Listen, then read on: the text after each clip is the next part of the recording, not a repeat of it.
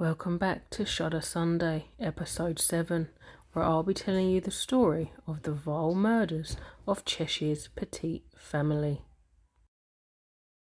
On July 23rd, 2007, news of an unspeakable tragedy spread across the town of Cheshire, Connecticut. 3 innocent people were left dead and another severely injured in the wake of a brutal home invasion. It all began with a trip to the grocery store, a greed for money, and a sick sexual desire. The evening before, on a quiet Sunday, 48-year-old Jennifer Hawk Petit and her 11-year-old daughter Michaela took a trip to their local Stop and Shop. Michaela was going to make her family dinner, and the two needed to pick up some ingredients for the occasion. They couldn't have known that they would catch the eye of Joshua Komisarjevsky. He had a fascination with the Petit's money and, as prosecutors would later argue, a dark interest in young Michaela, so he followed the two of them home. For the horrors that were to follow, Joshua wasn't working alone. He brought an accomplice, Stephen Hayes, in on the plan.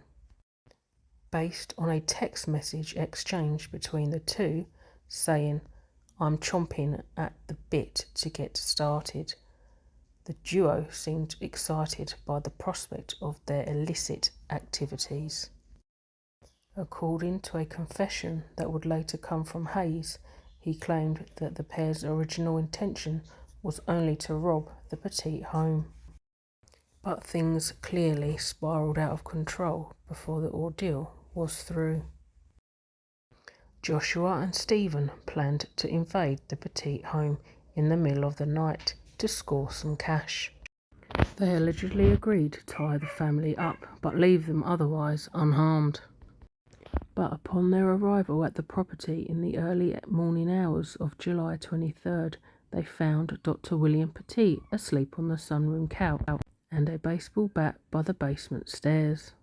Joshua wielded the bat and proceeded to strike Dr. Petit 4 to 5 times. From there, Joshua and Stephen bound the doctor with rope and plastic zip ties around his wrists and ankles. Jennifer, Michaela, and the other Petit daughter, 17-year-old Hayley, were apprehended in their respective rooms. Their wrists and ankles were secured to bedposts while pillowcases were slipped over their heads.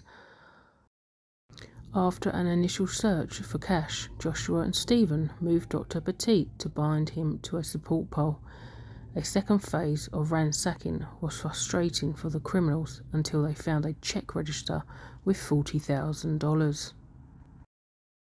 Adding kidnapping to their growing list of offences, Stephen took Jennifer and brought her to the bank. He demanded the mother withdraw $15,000 under threat of further harm coming to her and her family. Once the money was obtained, Stephen returned to the Petit home with Jennifer. Shortly after, Stephen raped and strangled Jennifer to death. However, some investigators argue that Stephen may have engaged in necrophilia here, as the order of these atrocities have not been confirmed. Meanwhile, Joshua was engaging in his own despicable spree. He raped young Michaela, turning her last moments into a time of complete horrors which he documented on his cell phone. Afterwards, Stephen and Joshua doused Jennifer's body and the still living girls in gasoline, a ploy to destroy any evidence they may have left behind. The house was set ablaze, and their unfortunate Petit daughters died of smoke inhalation. Dr. Petit was able to escape out of a hatchway in the cellar. The criminals fled the burning home in the Petit's stolen car. After a bank teller, Mary Lyons, noticed the worrying situation with Jennifer, she had alerted the police to the situation, causing cruisers to be stationed down the street from the Petit home. In their getaway, Stephen and Joshua crashed into the police cruisers, leading to their arrests. The home invasion from hell lasted 7 hours. Joshua and Stephen had both been on parole at the time of these murders for previous burglaries. Due to the timeline of when Stephen purchased the gasoline, many believe the murder of the Petit family to have been premeditated. The lack of surveillance on the two parolees and the posting of the police so close to the home as it was set ablaze has led many to cast doubts upon the handling of the atrocities by the police.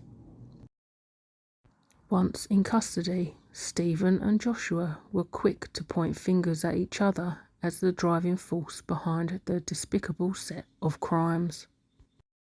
Joshua would later blame Dr. Petit for the death of his family, calling him a coward who could have saved them if he really wanted to.